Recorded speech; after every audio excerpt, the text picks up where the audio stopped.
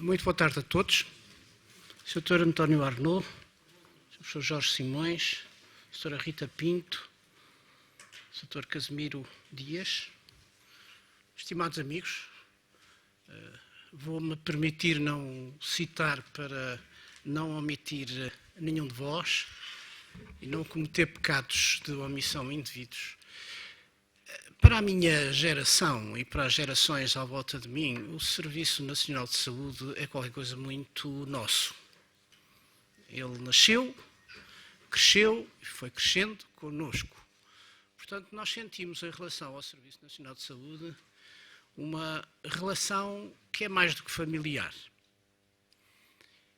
E quando, naturalmente, a construção foi de muita gente, e não é seguramente por acaso que é hoje considerada a conquista democrática mais sólida do nosso país, com quem os portugueses têm uma relação afetiva muito sincera, muito genuína, e uma relação de segurança também muito própria. Mas se isto é uma obra de muita gente, quando nos lembramos do Serviço Nacional de Saúde, evidentemente que o nome icónico é o do Dr. António Arnaud. Não sei se devemos falar em paternidade, se em maternidade, porque foi tão fecundo que eu acho que há aqui mais uma maternidade do que propriamente uma paternidade. E como sempre só nos damos conta que não há água quando o poço seca, de vez em quando ouvimos a voz do Dr. António Arnaud quando se anunciam ou se pressentem algumas ameaças ao Serviço Nacional de Saúde. Portanto, para além do nascimento, ele acompanhou e tem acompanhado este grande edifício que, como volto a dizer, para a minha geração tem o valor de uma vida profissional, muito dedicada e que a ele olhamos com muito carinho. Dito isto, era só para vos cumprimentar em nome da Fundação Carlos Gulbenkian. Para mim é uma pessoa muito privilegiada poder saudá-los aqui, nomeadamente para o propósito que aqui nos traz, que é a atribuição do Prémio Dr. António Arnaud. Mais uma vez, cumprimentando todos, passava agora a palavra à doutora Rita Pinto, da Almedina. Muito obrigada. Muito boa tarde. Em nome da Almedina, cabe-me a honra de vos receber nesta cerimónia de entrega do primeiro prémio da primeira edição do Prémio António Arnaud. Este prémio pretende distinguir uma obra anualmente da coleção da Almedina Olhares sobre a Saúde, que teve o seu início em 2005, respondendo a um desafio do Dr. Jorge Simões. Neste momento conta já com 12 títulos. Considerando o tema, não poderia ser outro homenageado que não o Dr. António Arnaud. Quero também agradecer à Fundação Carlos Gulbenkian por nos receber aqui esta tarde e quem muito nos honra de ser nossa parceira nas próximas 3 edições deste prémio. Quero também dar os parabéns ao Dr. Casimiro Cavaco Dias pelo prémio hoje entregue. Muito obrigada.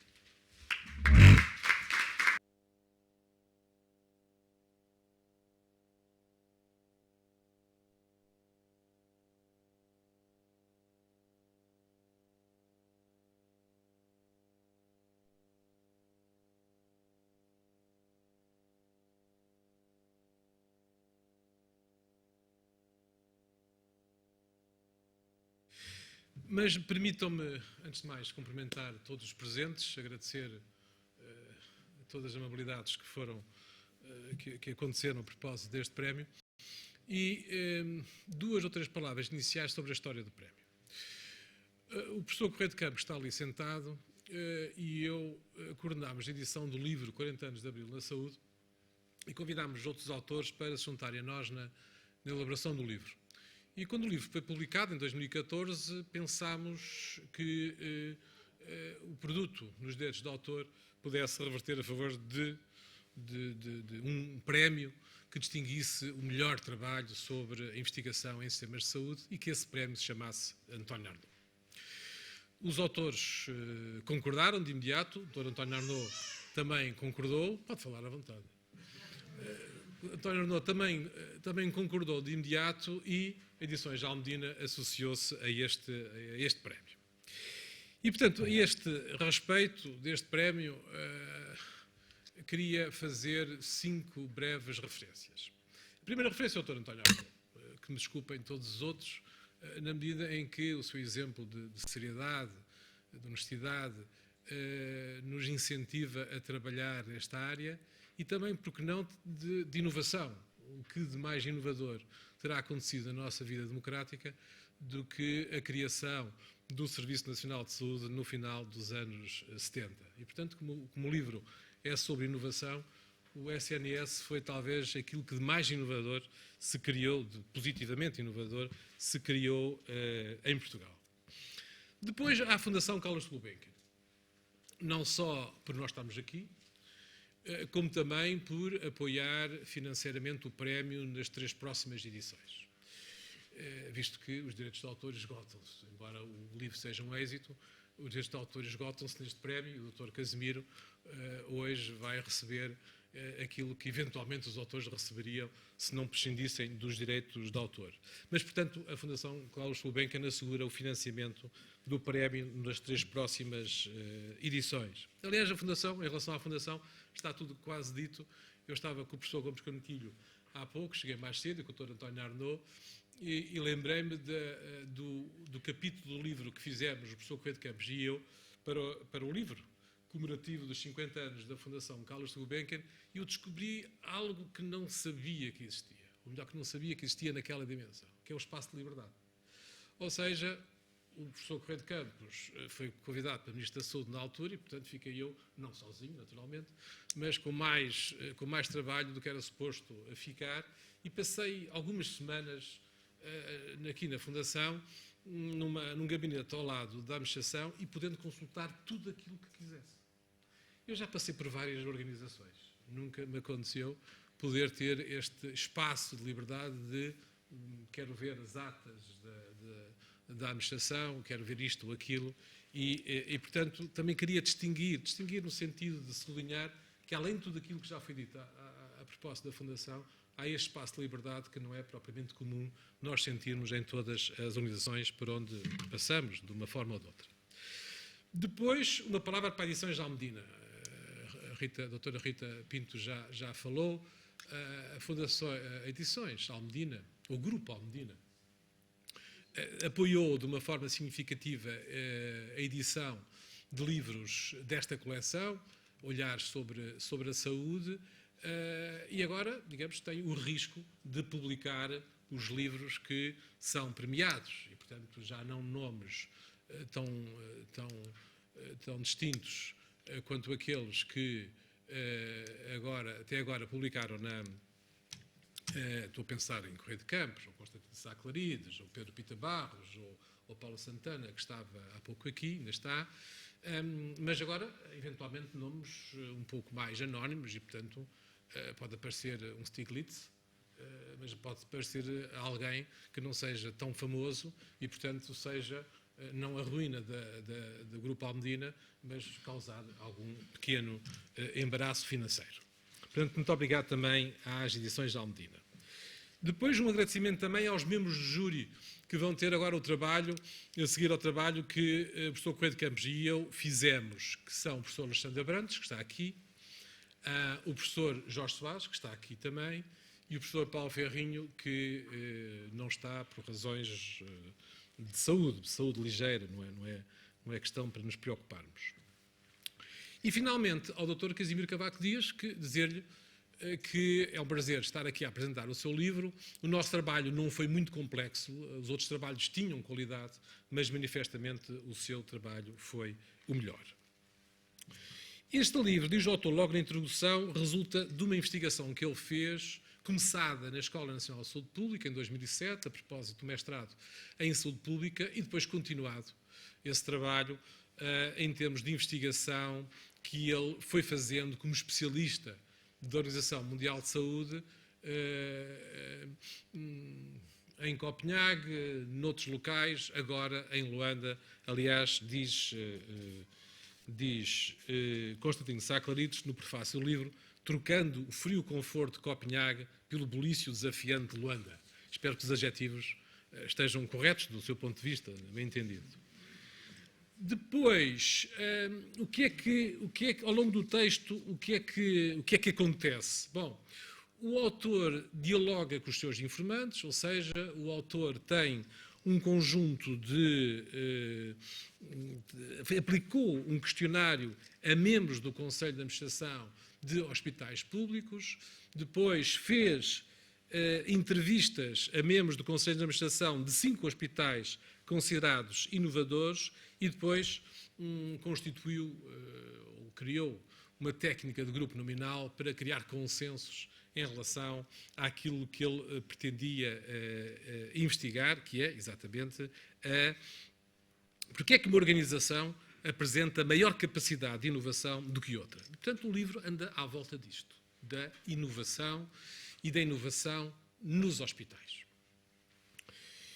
E, portanto, os métodos de investigação, como já terão reparado com certeza, são métodos de investigação mistos, são métodos de investigação quantitativos e qualitativos, visto que ele utiliza frequentemente isto que acabei de referir, ou seja, questionários, entrevistas, técnicas de grupo nominal.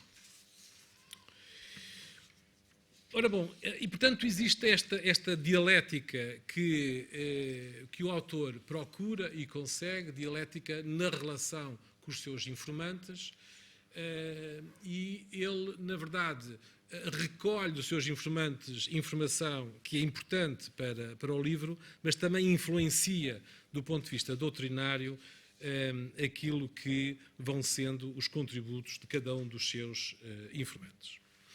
Ora bom, a minha leitura permite identificar 6 teses. E as teses são a minha leitura. E, portanto, o autor pode estar, e se calhar até saudavelmente o deverá estar, em discordância com esta minha leitura.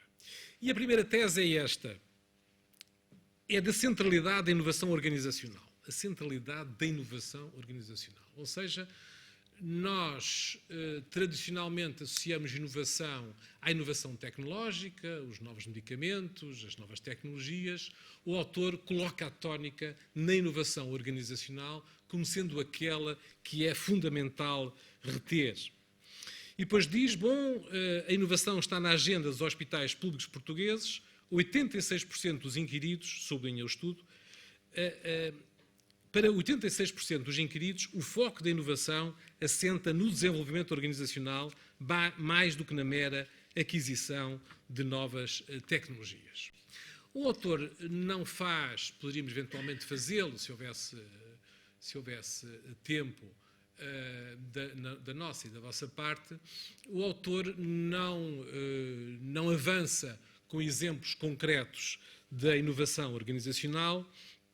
Poderíamos falar de hospitais que marcam a consulta após a alta dos doentes, há hospitais que o fazem, ou de utilização de métodos Kaizen ou Lean, de melhoria contínua da qualidade e simplificação de procedimentos, da telemedicina.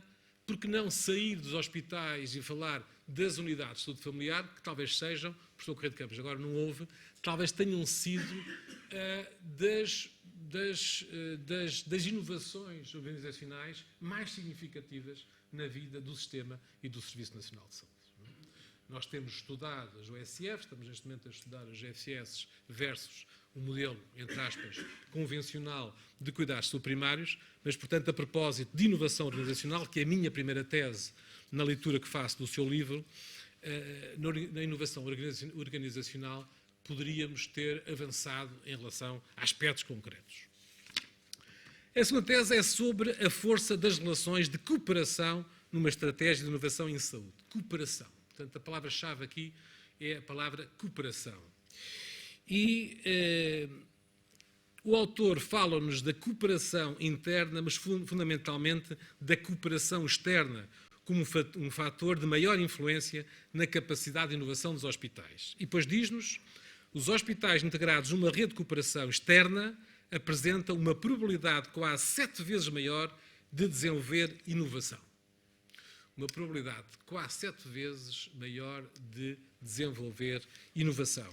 E depois diz-nos, a maioria dos hospitais estabelecem redes de cooperação com instituições de ensino, mas apenas uma pequena percentagem dos hospitais desenvolvem redes de cooperação com unidades de investigação. A impressão que nós temos, e sublinho a palavra impressão, a impressão que nós temos é essa.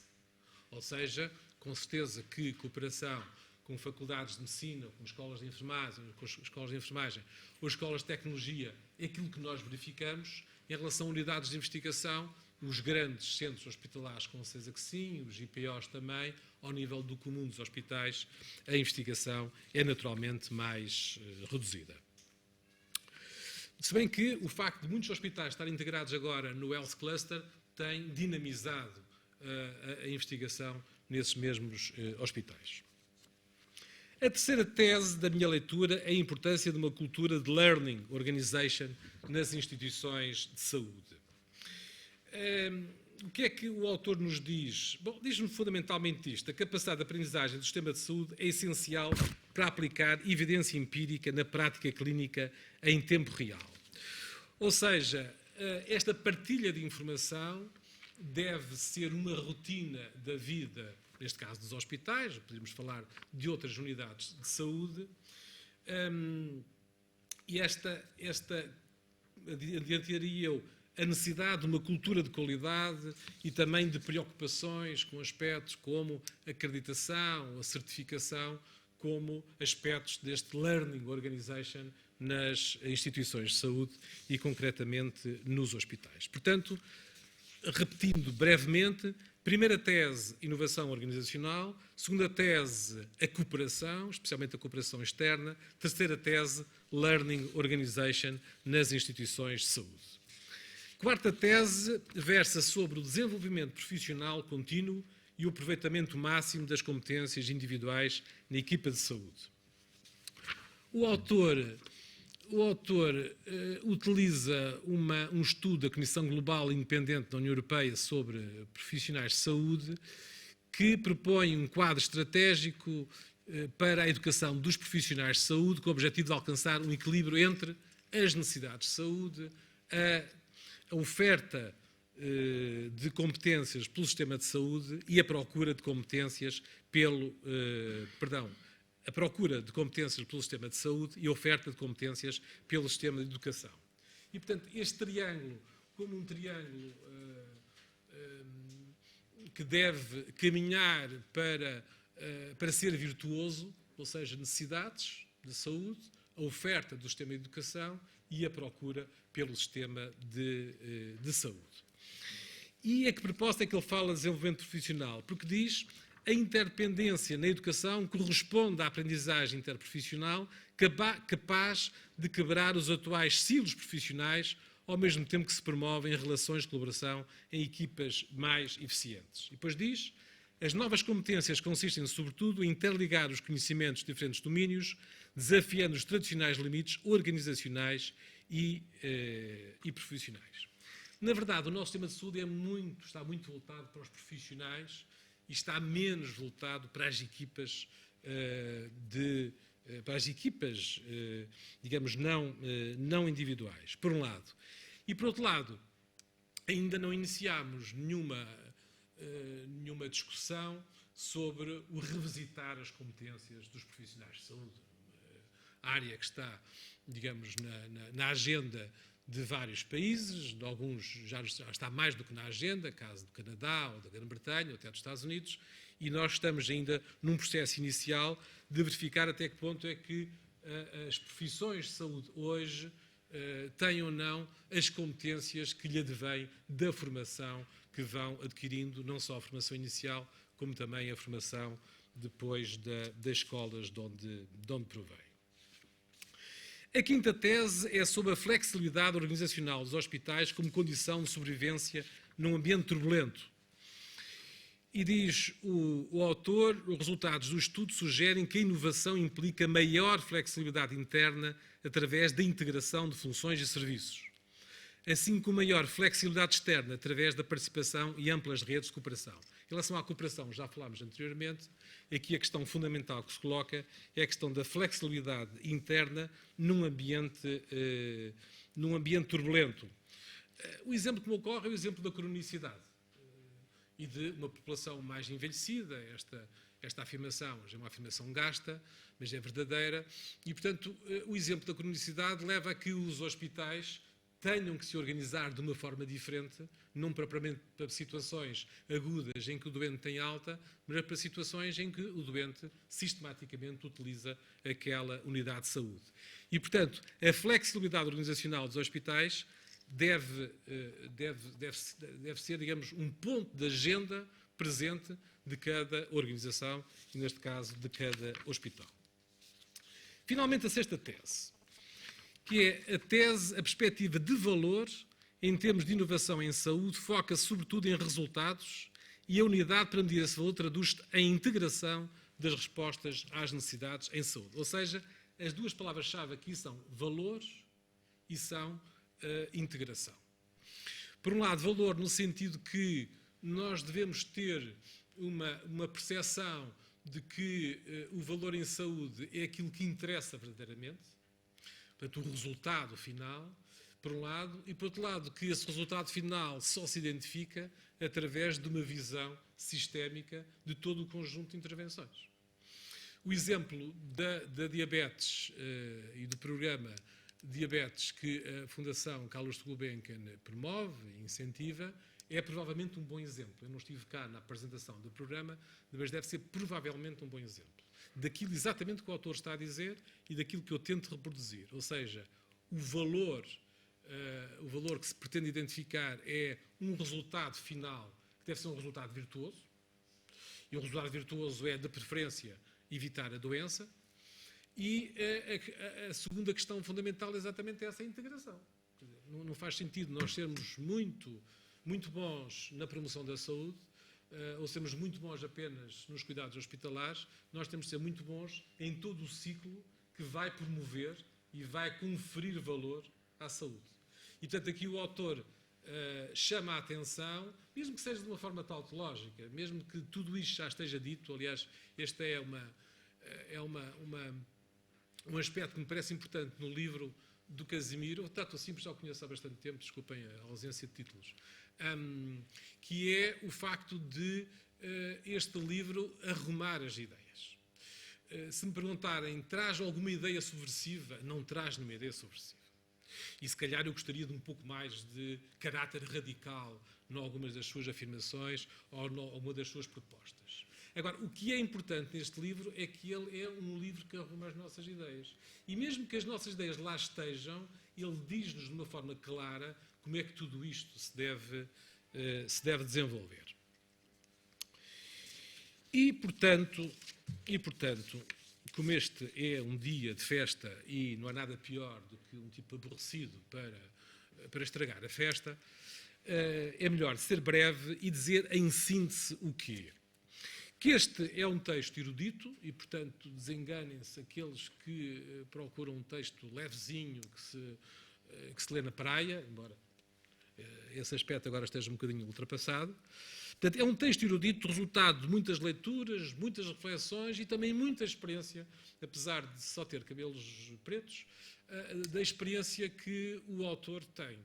E experiência, curiosamente, em vários continentes, que dá um entendimento plural a tudo isto. Portanto, este texto é um texto português, escrito em português, é a única condição que o prémio António Arnaud coloca, é que o texto seja escrito em português. Portanto, pode ser um cidadão do mundo a fazê-lo, a escrevê-lo, desde que o escreva em português. Mas este é um texto de um português, mas de um português que tem mundo. E o Casimiro, na verdade, tem mundo. Foca a sua atenção nos hospitais, embora não seja um livro sobre hospitais. Ele poderia, há pouco, referir o exemplo das unidades de saúde familiar, ou o exemplo da diabetes, ou o outro qualquer exemplo, que é um exemplo que ultrapassa a fronteira do hospital, mas ele foca fundamentalmente a sua atenção nos hospitais.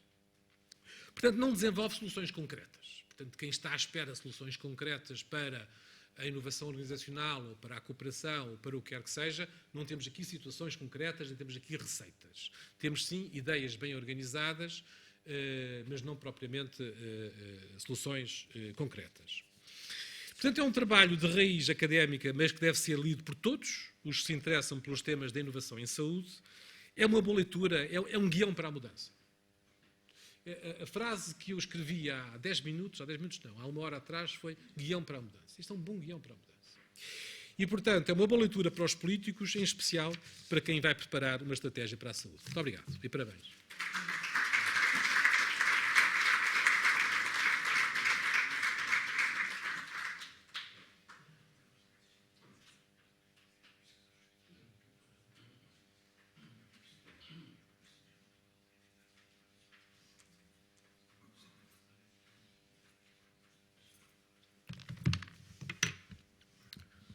Muito obrigado.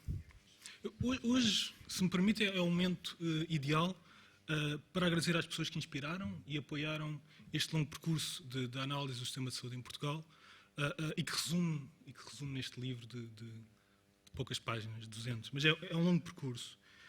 E ao longo do livro eu próprio agradeço a uma série de pessoas que participaram direto ou indiretamente no estudo propriamente dito, mas queria hoje agradecer pessoalmente a outras pessoas que até hoje ainda não tinha tido a oportunidade e, portanto, hoje é este grande momento. Especialmente também dado neste momento estar a trabalhar longe, né, estar em Luanda, em Angola, oportunidades como esta não surgem todos os dias, ou surgem cada vez mais raro, e portanto é muito bom estar aqui com pessoas que para mim são muito importantes, para mim pessoalmente, mas também para o meu trabalho e aquilo que tenho feito nestes últimos anos. Queria agradecer a apresentação do livro pelo professor Jorge Simões. E este livro nasce, é interessante, isto não foi planeado, mas nasce de uma leitura interessante, mas também desconcertante, de um livro do professor sobre a análise das políticas de saúde nos últimos anos. E de facto foi uma das primeiras publicações desta coleção, da coleção Olhares da Saúde. E, portanto, este livro nasce de um outro livro que li na altura, e que o professor analisava, portanto, fazia essa análise das políticas de saúde nos últimos anos, desde a sua criação, e a evolução era marcada por uma dependência de percurso, com alguns... Pronto, eu aqui também faço a minha interpretação, professor, se me permite, e depois podemos discutir. Mas havia uma dependência de percurso com atos isolados de inovação, não é? E aqui a questão, ao longo deste livro, que me surgia era, face aos desafios em saúde que temos, não é? O peso crescente das doenças crónicas, o envelhecimento da população, como é que o sistema de saúde pode manter esta dependência de percurso? Como é que o sistema de saúde não inova de uma forma contínua e inova cada vez mais? Não é? Portanto, foi este quase que o início do livro que hoje se apresenta aqui. E isto reflete, no fundo, um paradoxo, ou seja, por um lado, há importantes avanços científicos e tecnológicos, a ciência avançou de uma forma impressionante que permite hoje diagnosticar e tratar doenças anteriormente fatais. Contudo, por outro lado, o sistema de saúde manteve essencialmente a mesma estrutura, os mesmos processos organizacionais quando foi criado, portanto, no século passado. Isto parece um pouco dramático, mas foi, o século passado, em 1979. E, portanto, deste modo, com esta evolução, o sistema de saúde, se me permitem, eu diria que o sistema de saúde, de alguma forma, e isto não é só, se lerem o livro, não é, o que eu trago aqui não é apenas sobre Portugal, isto reflete muito também do panorama que encontrei a nível europeu e a nível global, mas o que se revela então é que a evolução do sistema de saúde tornou-o incapaz, não é? De uma utilização efetiva das novas tecnologias, das novas promessas de medicina, dos novos conhecimentos na prática clínica, com um crescimento crescente das despesas e pressão financeira sobre o sistema de saúde. A atual crise económica e financeira tornou urgente este debate. Não é? Isto já é um processo que se vem, então, atualmente, com a questão da pressão financeira sobre o sistema de saúde, isto tem sido mais destacado. Portanto, ao longo do livro, procuramos analisar o impacto da inovação sobre o desempenho do sistema de saúde. E aqui, portanto, também como o professor José Simões disse, não se esperava trazer aqui, não é, soluções soluções ou respostas claras aos desafios que temos pela frente. Aqui, essencialmente, o que eu pretendia, ou o que eu esperava, não pretendia, mas o que eu esperava, era que, de alguma forma, o livro que trago aqui hoje tivesse o mesmo impacto que o livro que o professor apresentou teve em mim. Ou seja, de alguma forma, criar novas questões, criar novos estudos, queremos ir mais além. Não é? Portanto, é essencialmente isso que este livro procura, de alguma forma, ser uma leitura desconcertante que nos leva a procurar os avanços e a inovação no sistema de saúde. Queria agradecer às edições de Almedina, à doutora Rita Pinto, à doutora Cília Santos, com quem tive nos últimos, praticamente um ano, a trabalhar na edição, a rever, também a trabalhar a forma como foi escrito para ser mais fácil de se ler e não ser demasiado pesado. Não é? E quero agradecer então às edições de Almedina pela excelente iniciativa de promoção da inovação, da investigação em sistemas de saúde, com a criação do prémio António Arlou. E a investigação em sistemas de saúde tem recebido menos atenção que outras áreas de investigação. É possivelmente muito mais estimulante descobrir novos tratamentos, novas vacinas, não é? Em vez de novos modelos de serviço, novos modelos de financiamento, novas estruturas de governação. Contudo, a investigação em sistemas de saúde é essencial para apoiar a decisão política, para apoiar as reformas de saúde, para criarmos o sistema que queremos no futuro.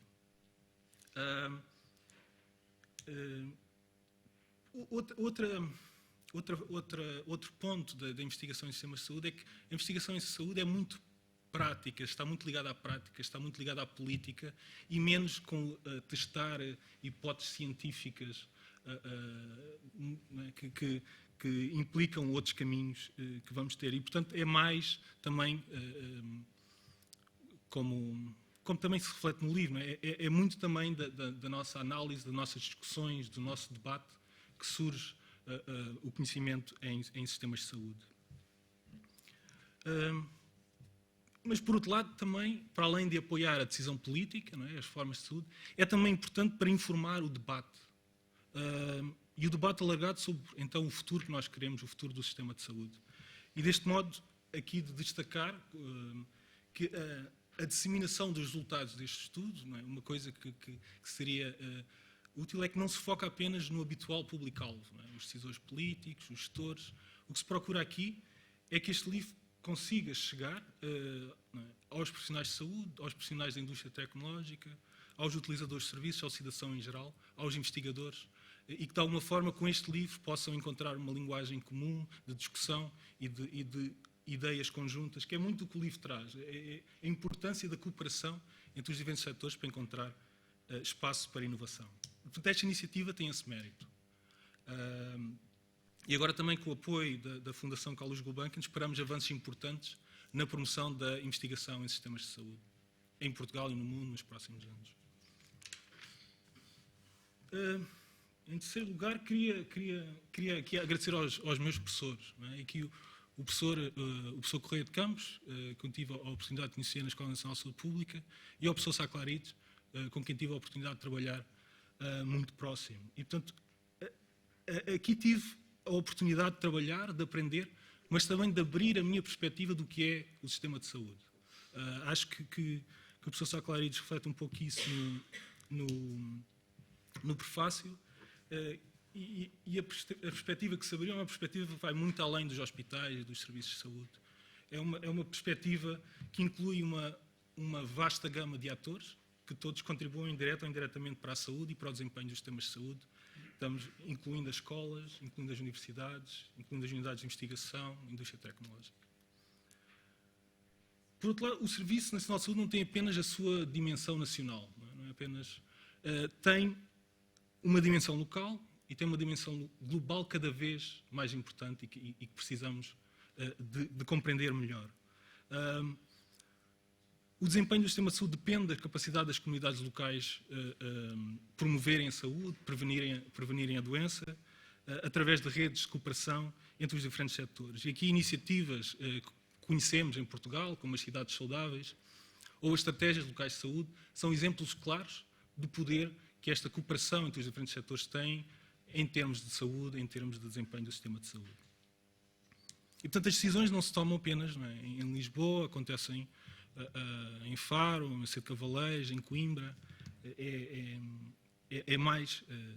Vai mais além do conceito nacional.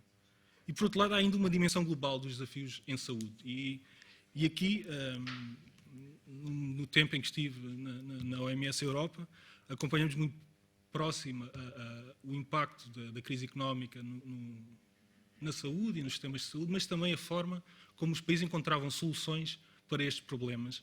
E aqui, muitos dos problemas são comuns e os princípios são também comuns, não é? Assegurar que as alterações que se introduzem no sistema não vão aumentar as desigualdades sociais, reforçar o papel dos cuidados de saúde primários, estimular a cooperação intersectorial na promoção da saúde e criar inovação, tirando o partido das novas tecnologias, dos novos processos organizacionais. Isto é comum a todos os países, em Portugal e na Europa.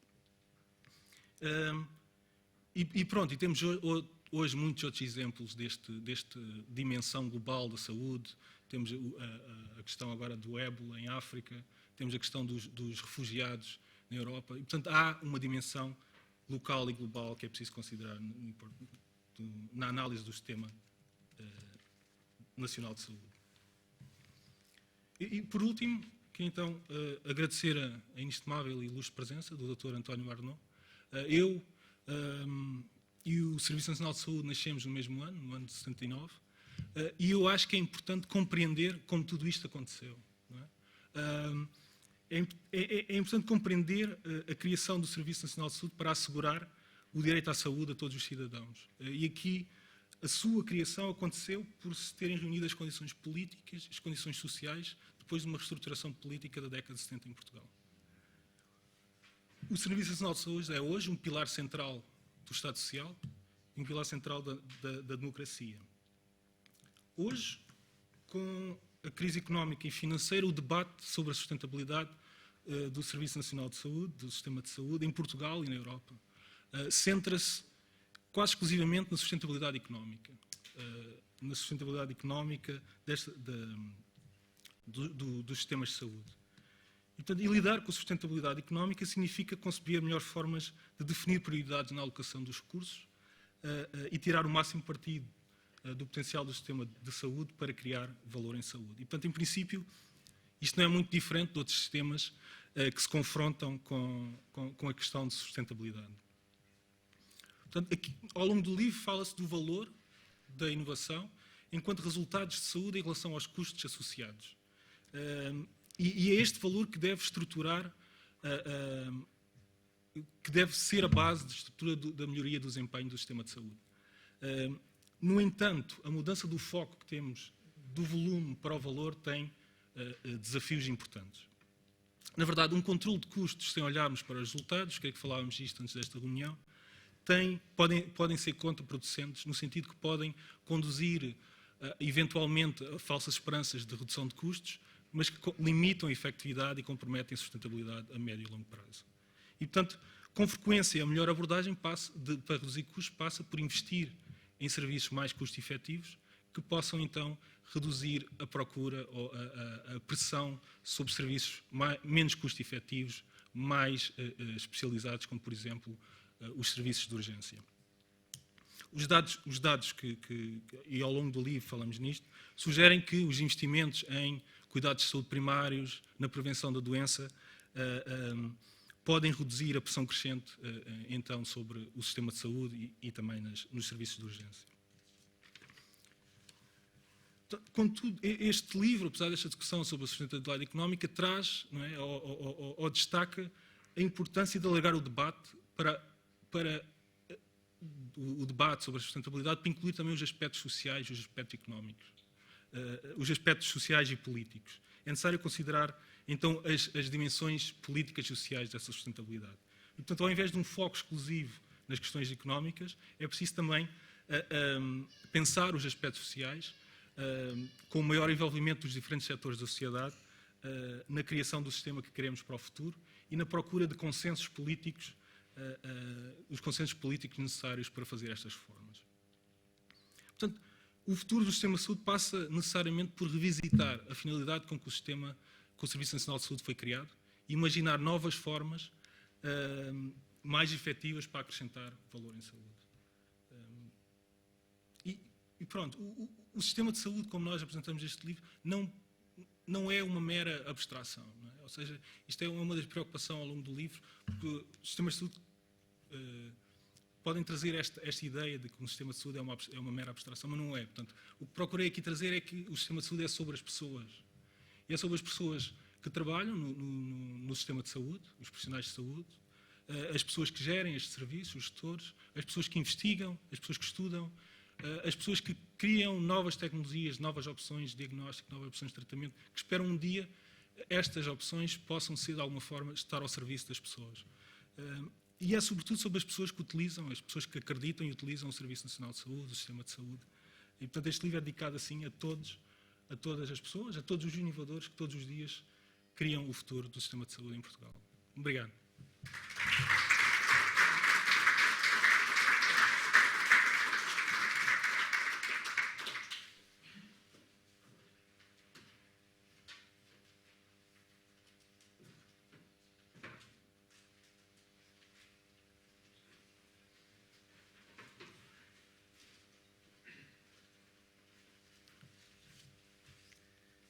Minhas senhoras e meus senhores, caros amigos, posso dirigir-me assim porque conheço a maior parte das pessoas que vieram aqui esta tarde, caros companheiros da mesa, o Dr. Jorge Soares, a Rita Pinto, o Jorge Simões e o premiado Casimiro